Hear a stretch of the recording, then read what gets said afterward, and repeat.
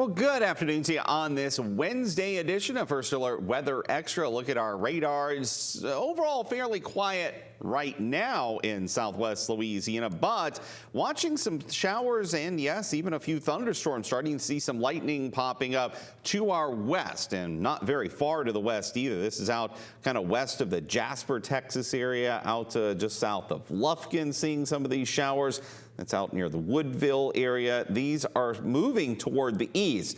I do want to stress, as of this point, which is 5:35 on this Wednesday afternoon, none of this is severe, not really showing any signs of that either. But if these storms can become more organized as they move eastward, it's not impossible that a few of them could become strong to even potentially severe. If so, hail is most likely the greatest issue that these storms would produce, but we'll continue to monitor those trends, and I would encourage you to have our First Alert weather app on your smartphone. Hopefully you already do have our weather app on your smartphone. If not, go to your app store and search KPLC Weather, download the app, and an important note, make sure that you have the location set to follow you. That way, no matter where you are, you will get alerts based on where your phone is located and not a specific location.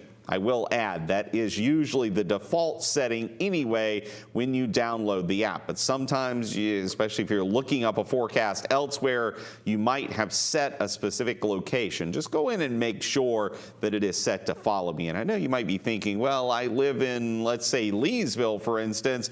Why not just leave it set to Leesville? Well, if you leave the area from Leesville, even if you go farther north or south, even staying close, you may not get alerts based on where you're at if you have it set to a specific location. That way, that's why I say always set it to follow me. That way, no matter what the settings are, you will get alerts based on where you're at. Now, obviously, to our north, it is a much more active afternoon. Several severe thunderstorm warnings up near Shreveport, storms over into southern Mississippi. All of that's moving southeastward. The storms up closer to Shreveport, I think, will stay to our north as well. So our issue is really homegrown, if you will, our activity that is just west and north of us. How close those storms may get to us is still up for some question marks here over the next few hours. Here's a look at Futurecast, which I will say seems to be handling this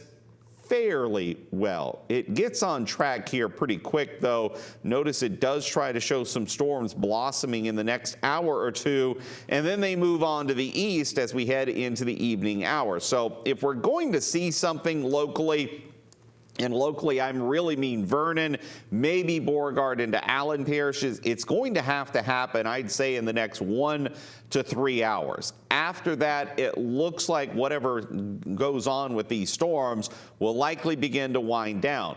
That's as we lose the daytime heating, which has been the case with storms to our northwest the last several days. Now, the next question mark is this, where Futurecast tries to show maybe another round after midnight. I will admit, I'm not so sold on this happening because it's going to come from storms potentially developing. I'm going to zoom out here on the map and show you what I mean. Notice it just kind of blossoms these storms east of Dallas quickly near midnight. And if they're already having storms in those areas now, so that to me does not exactly seem based in what I would call reality. Looking ahead to tomorrow, I think rain is going to be fairly limited, but a few scattered showers. As far as severe weather, just like today, if there's going to be anything severe, I think it would be in the extreme northern portions of our viewing area. Vernon Parish specifically, that would be you guys. Farther south, the odds of severe weather are much lower. Now, things get more complicated with this forecast as we go toward Friday, where I have no doubt that there's going to be rain, and probably significant rain amounts at that, somewhere in our vicinity. That's the first question mark. Where? And models sometimes do not handle this pattern very well. Sometimes they underperform, meaning rain may be much more widespread than what this model is showing. And notice it is showing a pretty good coverage of rain starting Friday morning, continuing off and on through the day, maybe even some heavier rain late Friday into Friday evening. Again, the details on this still have to be ironed out. Just because this is what the model is showing at this current time does not mean that's the way this will continue to play out, and the details could certainly change. But I do expect a good coverage of rain throughout the day on Friday, probably into Friday night. Now, here's some good news. I think the cold front will have already moved through at that point, so the risk of severe weather is very minimal, with hail being the primary issue because the air above us may be cold enough to support that. But as far as anything else, I just don't see a great risk of severe weather. The risk of flooding is there, but honestly, it's there anytime that we talk about widespread rain if it falls too much in a short amount of time, especially in urban areas. Now, as far as widespread flooding, we are in a drought, and I just don't see it becoming that big of a problem unless we start talking more than 6 inches of rain falling just on Friday. And the odds of that are not zero. There's a chance of that. But at this point, we're still 2 days out in time, and I don't want to get too focused and bogged down in the weeds on that potential just yet, but it is something to monitor as well. Now, here's some good news. I'll pause the model here as far out as it goes in time, which is near midnight Saturday morning. That would be Friday night into Saturday morning. The model showing the bulk of the rain moving on to the east, which should bode well for outdoor events going on Saturday. Here's the severe weather potential, and technically this is for today in the next, I'd say, 6 to 8 hours, but I would honestly say it's really pretty much the same map for tomorrow, where the risk is primarily Vernon, portions of Beauregard, and portions of Allen Parish, whereas farther south, the risk of severe weather looks very minimal at best. So here's the larger weather map. Cold front to our west. You can see that that's approaching, but notice the orange arrows from west to east, basically. That's the upper level wind pattern. That's why these disturbances or areas of showers and storms are moving from west to east generally across the area. And here comes that front. It should move through sometime Friday, probably morning or early afternoon at best. And once it does, that means the temperatures will slowly begin to drop. But that also should put an end to any sort of severe weather potential coming up late Friday afternoon. And as far as rain on Saturday, I'll pause here at 7 a.m. Even the large-scale models, which tend to overdo things and not necessarily get the finite details right, shows the edge of the rain over us and moving east shortly after sunrise Saturday morning. Most of the day should be nice, and I definitely expect clearing skies by late in the afternoon and cooler temperatures going into next week. Looking cool and dry on Monday, then the humidity starts to come back by Tuesday. Look at the morning lows, and this is the temperatures in the morning, or the low temperatures for the day, which usually are the morning hours when that occurs. Still potentially in the 70s again tomorrow morning, then down nearly 20 degrees by Sunday morning, down into the low 50s. And also note here that these numbers are based in Lake Charles, which means inland communities, especially Vernon, Beauregard, and Allen parishes, could be 2 to 4 degrees cooler, which means some 40s are going to be possible come Sunday morning, maybe even Monday morning as well. A look at the 10-day forecast now. I will also note the afternoon highs do not see as huge of a change, and that's simply because by Sunday and maybe even Saturday, but certainly on Sunday, we will have a full day of sunshine.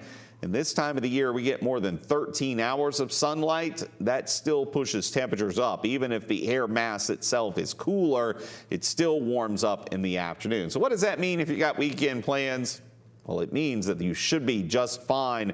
Certainly Sunday, zero problems at all. Cooler temperatures, low humidity, nearly a perfect day to be outdoors on Sunday. Monday should be very similar as well. But as far as Saturday, if there's any rain left in the morning, it would be early in the day, and probably best chances before daylight should be moving out quickly after that. And as far as the rest of this afternoon, we'll continue to monitor these showers and storms that continue to pop up even since I've been on the air here with you. Here's a quick another look at the radar, and you can see there have been more and more lightning strikes starting to show up kind of north of Woodville, west of Jasper. I will stress this is still well below any severe levels, but it would not shock me to see maybe even an extension of the severe thunderstorm watch to our north be extended at least into Vernon, possibly Beauregard or Allen parishes, and at the very least, maybe even some hail that could fall from those storms over the next few hours. One more check of our marine forecast real quick. I always try to show that to you here on First Alert Weather Extra. Tomorrow, southeasterly winds 5 to 10 knots, seas around 2 feet. Should be a light chop, and as long as storms stay off the Gulf, should be fine as far as that's concerned. A look at the hunting fishing information. Best time looks to be just after lunchtime, 12:30, and a good time just before sunset at 7 p.m. Notice that sunrise now at 6:30 in the morning, and sunset getting closer and closer to 8 p.m. within the next couple of weeks. We will go into the 8 o'clock hour before sunset will occur. Here's one more check of our 10-day forecast for this evening. Again, I'll be monitoring those showers and storms that may try to develop over the next few hours. Tomorrow, I think just some scattered showers. I don't see a great risk of issues tomorrow. And then rain looks pretty likely on Friday. We'll keep you updated on any potential as far as flooding, but I don't see it being a great concern unless any one location just gets rain over and over and over again. But it's nearly impossible to predict that, certainly more than 24 hours out in time, which means tomorrow may help to shed some more better answers to those questions. And I'll be back here tomorrow, same time, same place. And of course, I'll be on television coming up in about 14 minutes for 7 News at 6. Hope you guys have a great evening, and we'll send you back to regular programming now here on our streaming devices.